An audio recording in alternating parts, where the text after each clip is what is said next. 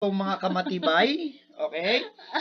And we're down to our module 5. At katatapos ng Ang exam bilis. nila, Ma'am Tintin. Yes, Ang kakatapos bilis-bilis. ng exam, alam ko, merong iba sa inyo na pressure, merong iba sa inyo nagpuyat ng husto, pero one thing is for sure, Nanood sila ng video channel natin dahil nag-review sila. Oo. And thank you mga anak. Sabi nga namin para sa inyo yan lahat. Oo. Oo. And sabi ko nga, lahat yun worth it kasi darating at darating tayo dun sa tinatawag nating anong tawag doon? Bigayan ng grade. So, Yes. malapit na ninyong makita Okay. ang inyong mga pinaghirapan. Kung naghirap ka, expect mo ang magandang result. Bunga. Pag hindi ka naghirap, bunggo. Mabunggo ka ng nanay mo ba pag mababa ang grade mo? Ayan. And our topic for today mga anak, isa lang yan, tama? Because Yes, katatapos isa lang. ang exam nila. Isa It's lang all na about module tayo. determining any form of x plus n raised to the power of n without expanding. Wow. So, last time nag-expand tayo. Ngayon, hindi tayo mag-expand Ano dahil na gagawin natin? module 5 yan. Yan, module 5. And we have our objectives. Wow, Uy. may palipan. Ay, may pa-background na ako ngayon. may pa-sign. Ano kaya pero yan? objective, hindi siya sign. Our objective is To determine any term of x plus y raised to the power of n, Sorry, hindi ko where n na-edit. is a positive integer without expanding. Take note, na ang n dyan mga anak is an exponent. Yes, Okay. exponent. Take So, yan note ang that objective will natin. always be positive. Our formula. Ayan, may formula na tayo. tayo. Module 5, may formula na tayo. Meron tayong dalawa. Una, combination formula, which is n times r is equal to n factorial. Take note, binabasa po yan as factorial. Asan na? Ito, binabasa po yan as factorial. All over n factorial times n minus r factorial. Ma'am Tintin, question. Mm-mm. Nakikita ko kasi yan sa calculator. Pwede ba namin i-shortcut yan using the calculator? Syempre, but Tuturuan ituturo namin sa inyo yung long cut, long method, at saka yung shortcut, long cut. Long cut. Long method kasi yun, Bo. Papuntang footlong na yun, ha? Long. Ang layo. Okay. Another May formula. shortcut, kaya may long cut. Another formula. We have Binomial formula. And binomial formula, a plus b raised to the power of n is equal to n times r minus 1 times a raised to the power of n minus r plus 1 times b raised to the power of r minus 1. Feeling nyo mahirap yan pero super dali yan mga sabi ng mga bat, ano ba naman yan mo? Pahaba ng pahaba yung Pahabang formula. formula. Oo. Madali lang yan. Okay? So, para mas maintindihan, mag-proceed tayo agad-agad sa Example number 1. Ayan, bago tayo mag-proceed sa example, sir, no?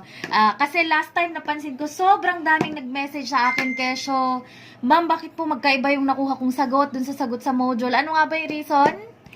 Kasi Kasi nga, hindi hindi po po kami- kami ang gumawa ng inyong module, mga anak. Meaning to say, we are not the editor and we are not the author of your modules. Yes, ang editor po ng mga modules natin is yung mga heads natin. Oo, yung Ayan. mga mas magagaling sa atin. Yeah. Pero syempre, Ma'am Tintin, Tao din Tao sila. din kasi And sila. lahat ng tao ay nagkakamali. So, maybe merong mga typographical error doon. So, please understand. Kaya nga kami gumagawa ng video discussion para i-clarify or para mai-correct yung mga nandoon sa modules natin.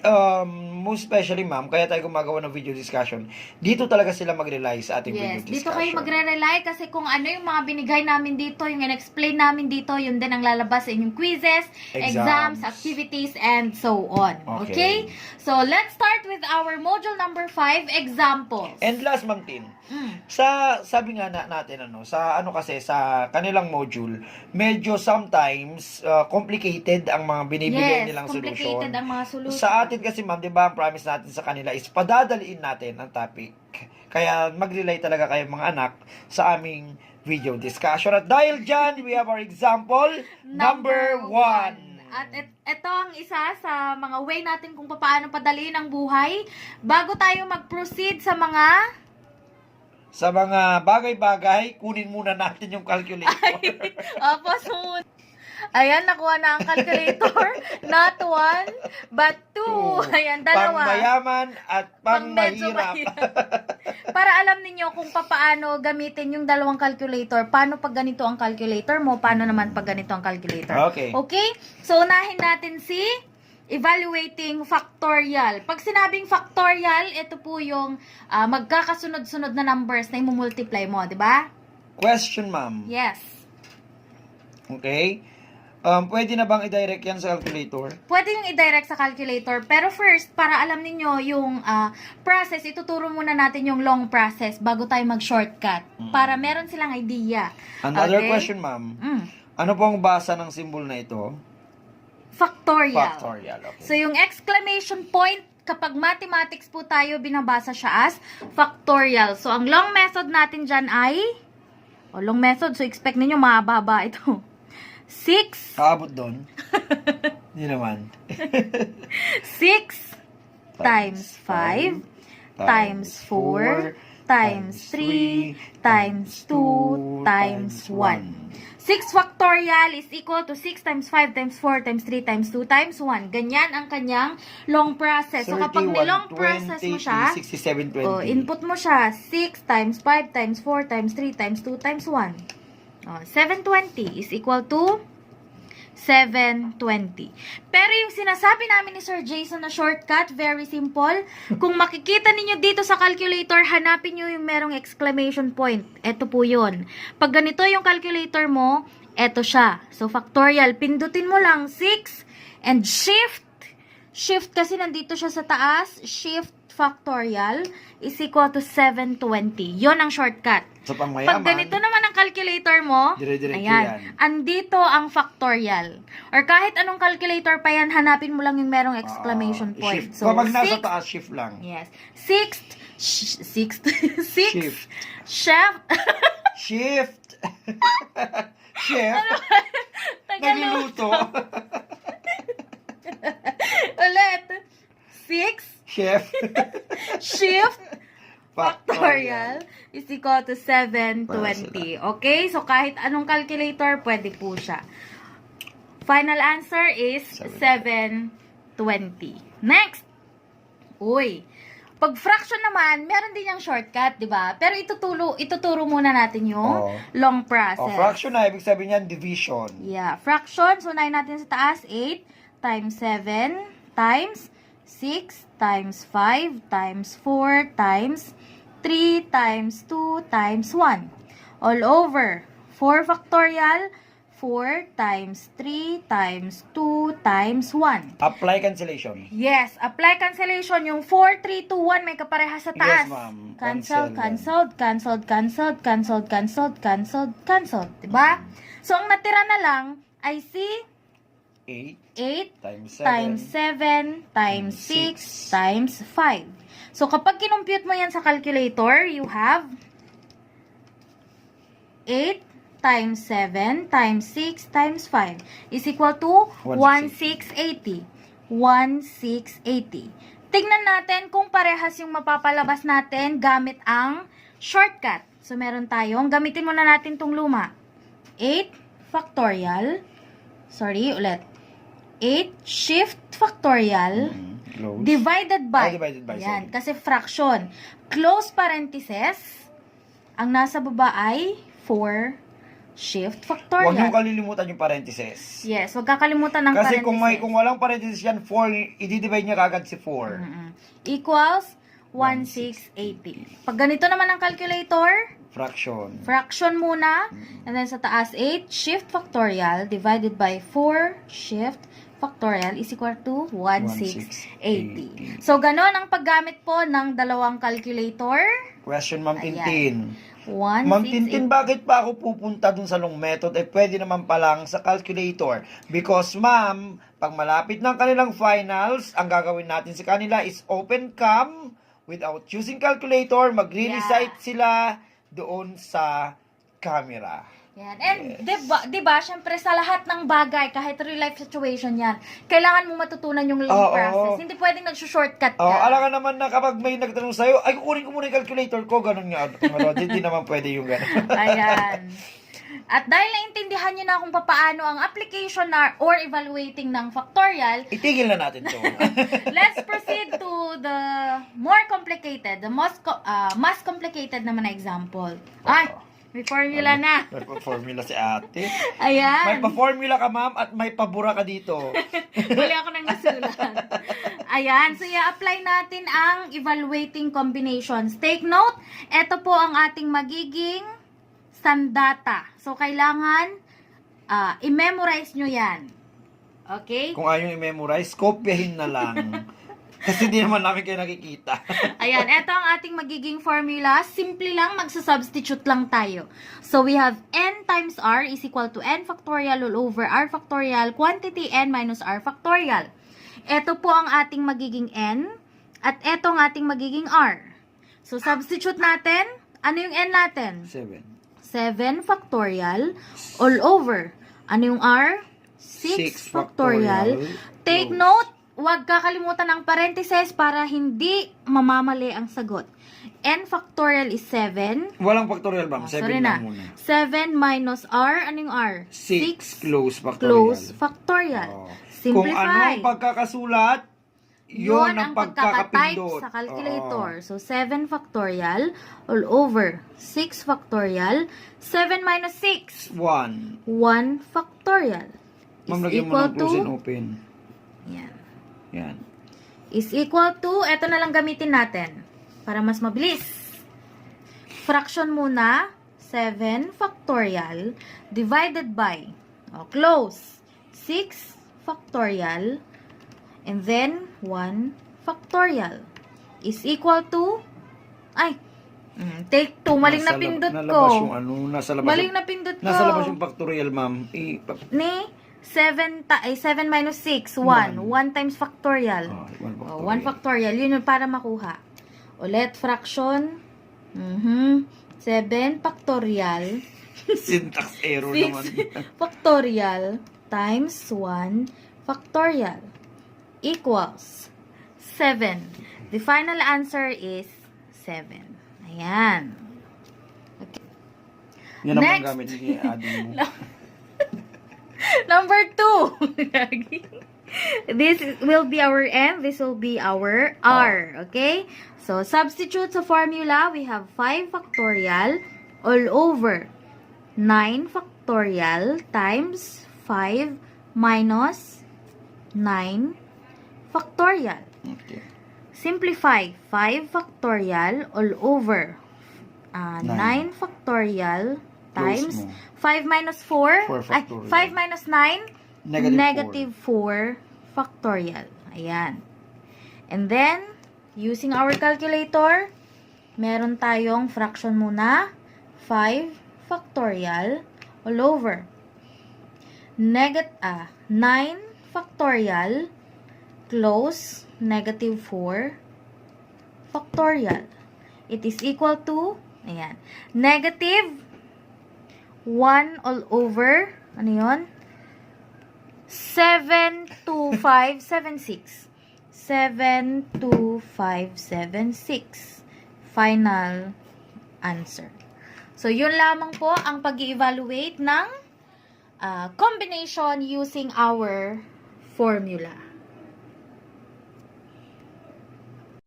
At tuloy-tuloy tayo. Tutulong ako. Tuloy-tuloy tayo. Let's proceed with binomial expansion. And under binomial function, take note, ito lang po ang gagamitin nating formula. Kung i-compare mo yan doon sa ating module, makikita mong meron siyang kaunting difference. Pero, Ma'am kasi, mas complicated yung nasa module. Yes. Sinimplify natin Yes. para sa ating mga anak. sinimplify namin para mas madali natin siyang sundan. So, we have x plus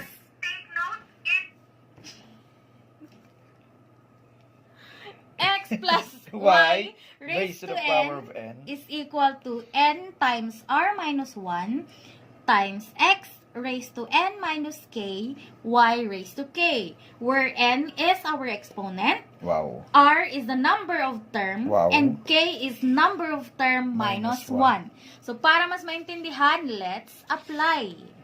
Example number 1. Dito lang yung formula natin. Sige.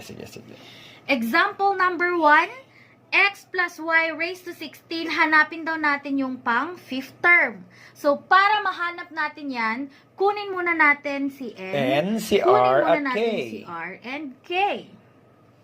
Ang n daw natin ay ang exponent. 16. Ilan yun? 16. Ang R is the number of term, fifth term 5. daw, so 5. K is number of term, 4. minus 1. So, 5 minus 1 is equal to 4. Applying Next, now the formula. Substitute. Substitute natin siya sa formula natin. So, we have x plus y raised to 16 is equal to, ilan yung n natin? 16 times r 5. minus 1. X, Ma'am, yung times mo. tuldok. Oh, sige. X, ano yung n natin ulit? 16 minus k, but k is 4.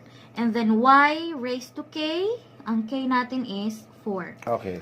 Bago natin yan, i-simplify, i-subtract muna natin yan. So, we have 16, 5 minus 1. 4. We have 4. 4. X, 16 minus 12. 4 is 12. And then, copy y raised to 4. Ayan. So, after natin makuha yan, after natin siyang i-expand, gagamitan natin siya ulit ng formula na n factorial all over k factorial times n minus k factorial. Take note, magkaiba po yan sa combination. Sa combination, R tayo. Pero kapag kay expansion, K na po tayo. So, ito yung gagamitin natin. Okay, wag silang mako-confuse, ma'am, kasi iba ang nasa act sheet nila at iba Yes. dito. Kasi Mas sabi ko madali nga, ito. mas madali, pina-simplify natin ang formula. But then Okay. again, we still arrive with the same answer. Okay? So, using this one, na-expand na natin siya. So, ano yung n natin ulit? We have 16. Ito pa rin yung gagamitin natin. Okay? So, we have 16 factorial all over. Ano yung k natin? K is 4. So, 4 factorial times 16 minus 4 factorial. It is now equal to 16. Variable mo. Ay, yung variable, sorry. X raised to 12, y raised to 4. Huwag kakalimutan yung variable natin. Next, 16 factorial all over 4 factorial. 16 minus 4 12. times factorial. 12 factorial. So, we have 12 factorial. Again, do not forget x raised to 12, y raised to 4. And then after nyan, pwede mo na siyang i-simplify using your calculator. So, we have fraction 16 factorial all over parentheses 4 factorial 12 factorial. The answer is equal to 1,820. Final answer na ba yung 1,820? Final answer, ma'am, basta isama mo yung variables. Yes. Ang tamang sagot is 1,820. Dapat isama mo yung variable. Dahil kung walang variable yan, your answer will be marked as wrong. Tabla. So, dapat lagi siyang may kasamang variable. Okay? Number 2. Next example, number 2. Ayan. Meron na siyang ma'am, constant. Meron na siyang constant. Ma'am, bakit parang pahirap ng pahirap? Para alam niyo yung gagawin kapag meron na siyang constant na kasama. So, again, ano yung first step natin? Identify your n, your r, and k. Ang n natin ay exponent, 7. Number of term, 4.